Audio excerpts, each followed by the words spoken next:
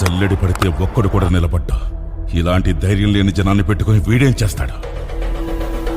అవును సార్, మీరన్నట్టే మాకు ధైర్యం ఉండేది కాదు, శక్తి ఉండేది కాదు, నమ్మకము ఉండేది కాదు. చావు మా మీద గంతులేసేది. కానీ ఒకడు అడ్డం నిలబడ్డాడని వాడిని ఖాళీ ముందు తల నరికాడు కదా.